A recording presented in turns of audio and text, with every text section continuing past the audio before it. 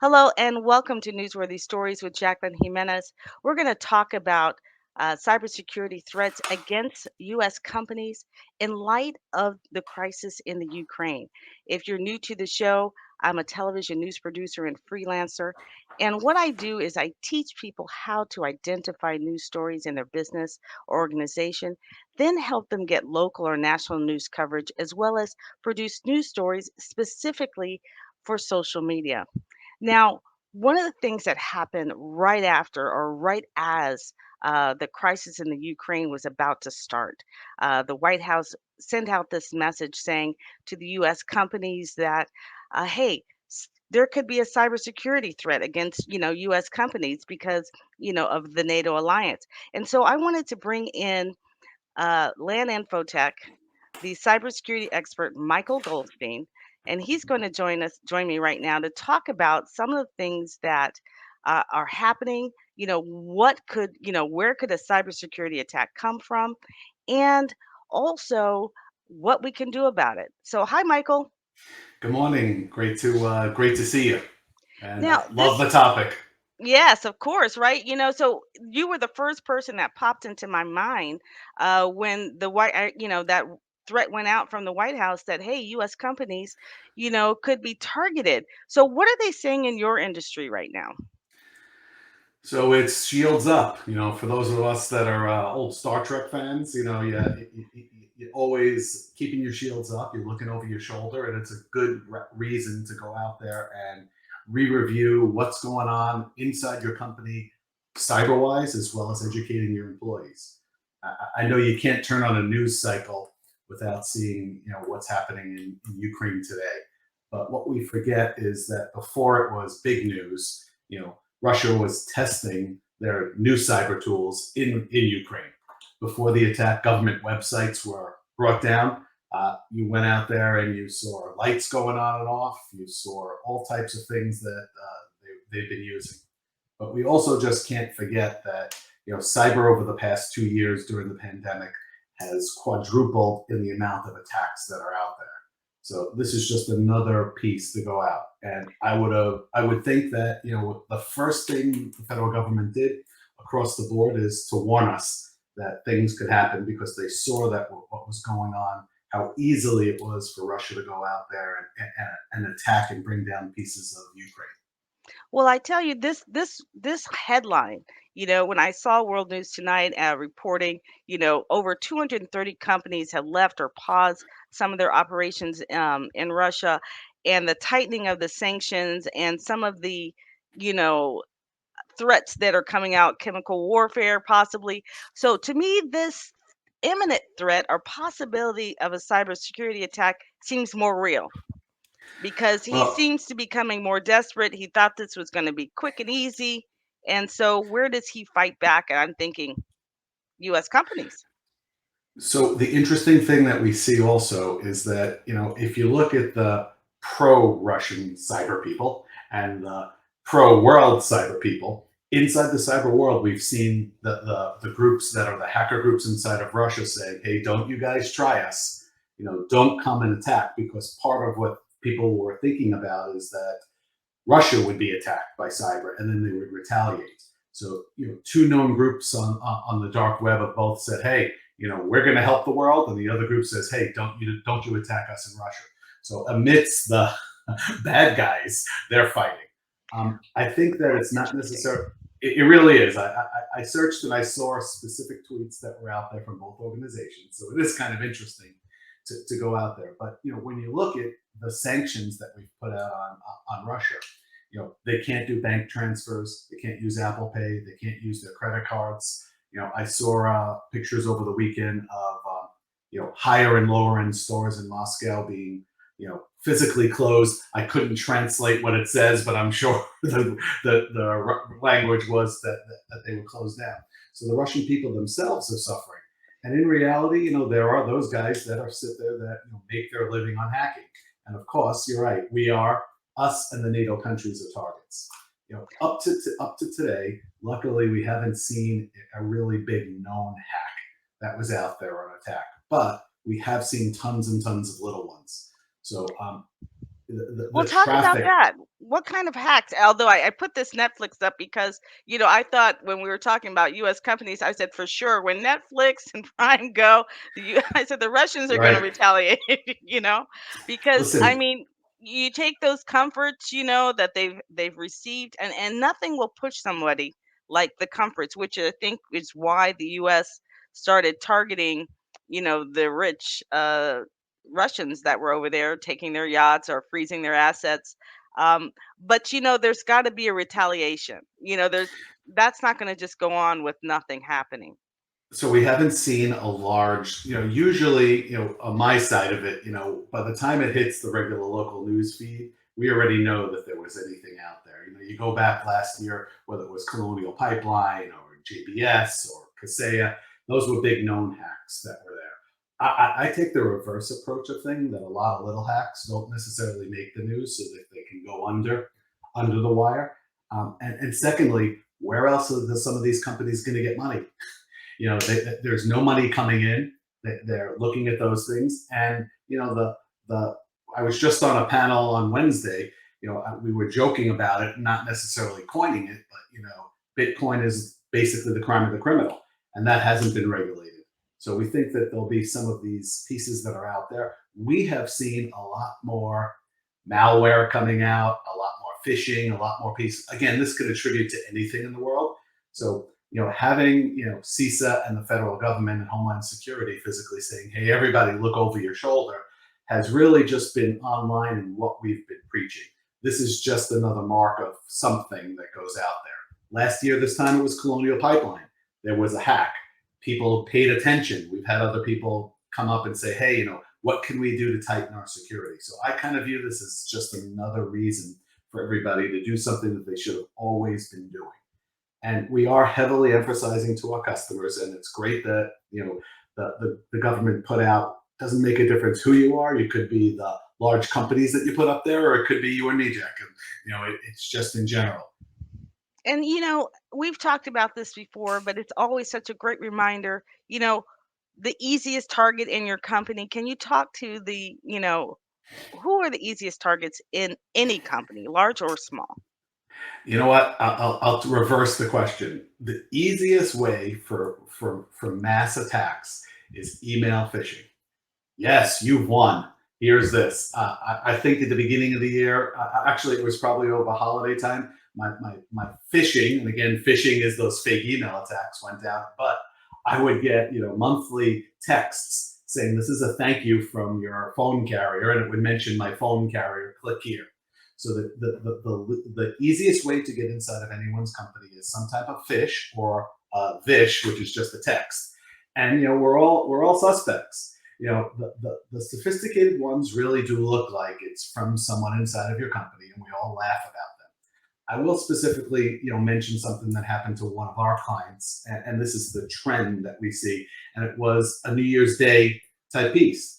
Company going out there and buying some property, large amount of property that was there, and lo and behold, right before the deal was about to happen, they got a email that looked like it was from the seller with wiring instructions, the final wiring instructions. And lo and behold, it was going to Bank B, not Bank A. And that's the traditional, well thought out fish. Somebody knows about what's going on out there. They monitor the situation. It's very easy for someone to create a new .com if it's available. Change the I to an L, an O to a zero, and lo and behold, the end user that's involved in these transactions doesn't necessarily notice this.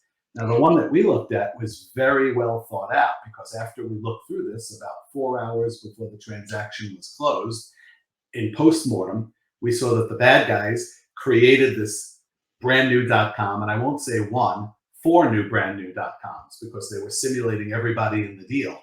So that's 4 hours before they had email up and running, and lo and behold, the money passed through.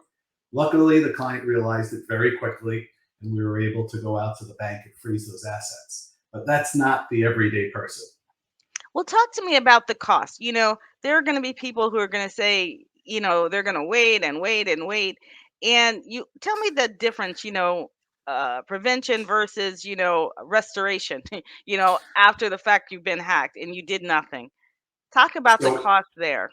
the one thing I will say is that education is your best investment right now, because if it looks a little weird, just training people to go out there, because I will say that you could spend $1 with us, you could spend $1 million with us. Are you 100% protected? No, because we have people involved in this. So we've invested, and we've done this prior to this, in products that go out there. We're at the stage where we've implemented a product that goes out and reads your email box, and everyone says sometimes they get an email and your company administrator goes out and marks that this is an external email. But sometimes they look good. So the products that we're putting in reads your email box. And Jacqueline, if I sent you an email from my LAN InfoTech email, but then I decided to send you an email from my Gmail account, what might happen is, that could be me. You might not know it's me. So these products go out there and analyze your email and says, "Hey, Jacqueline, you usually get an email from Mike Goldstein at this address. This looks from another address." And you, as the end user, have to mark it as a fish or go out there and approve it. So, or if it's just someone that you never received an email for. So we're kind of going to kind of highly sophisticated products, but the end product is that we need help from the end user, because the end user is the weakest link in the chain. And education helps with that. Some tools help with that, because it's the old way where we would go out and email and fish for words. We'd stop words, hair loss. I won't go through a whole list of things. That was truly spam. And now they're sophisticated. They put some link in there. So we feel that education is there, and we really have to put our shields up. Early last year, we saw that the bad guys took advantage of all of us during pandemic. You know, cures, help, drugs, all those kind of pieces that are out there, faking the CDC. So we truly have to read what's out there, and I think that every company has to evaluate what they're doing. I don't care if you're the one person working out of your garage that goes out there, or the large company. Every one of us is a target. So, a few things that we really think you should do. And I've been probably saying the same thing for 20 plus years. you know, But you you can need only to, say it for so long. I mean, my biggest thing is that, find out what you need to do instead of going, "Oh, you know what? I can't afford to do that." I always say that is something you'll hear from me yeah. often. It's because people won't do the research. They're so busy running their business, and then they're hacked, and then they're stuck. And so if you take, 30 minutes to find out, what does it take to, secure my firewalls or whatever? What does it take? So my thing is always, when I'm bringing stories to you, or especially one like this, do the research, find out, spend a Yep. half an hour with Michael. I've got his number, or his website going along the bottom of the screen here. Um, for a reason. He is an expert. He's been talking about this, and he has helped thousands, during the beginning of this pandemic. If you know anything about any of the things that I've done with Michael, he has helped thousands and thousands of people secure their work, especially during that pandemic. He was instrumental, and he did it in an amazing way. If you want to know more, you can go to my website and or my YouTube channel and look for those stories. Just tremendous. And you're who you're dealing with. I always have to go back to that, because when I'm talking to somebody, when I say you're an expert, you're not just an expert because I say so, but you're an expert because you've got all these awards that say so. Every time I look up, Land Infotech, fastest growing, you're talk about some of the things in your on this page that somebody else in IT would understand. So, many times, and the spams that I get are, "You've been chosen to be top of this magazine. Come pay us $3,000, and we'll do this interview." What I try to do is, we want to earn awards. So the letters that are up there with CRM, it's one of the larger publishers of magazines in the industry. We actually have to fill out paperwork, and on many of the ones that are financial, we actually have to submit some accountant's financials to prove that I'm not making up the numbers that are out there. So I think it's important that's the place. And listen, we want to go out there, and we want people to recognize us. So we've gone out and we've filled these out for years. The bottom left, the small little logos, is a daily business review. We get people to vote for us. All of those categories we were voting for. So yes, you go out there and you say, please vote for me. But if you didn't like me or know me, you might not have gone out there. And being recognized by your peers is really the greatest thing. And I could probably fill another page of awards that we win each year. And again, I look for awards that can go out there and prove what we do. Yeah, and not to mention you can fill up awards, but I have interviewed the people that you have worked with and their praises and what you've done with nonprofits. It just is extraordinary.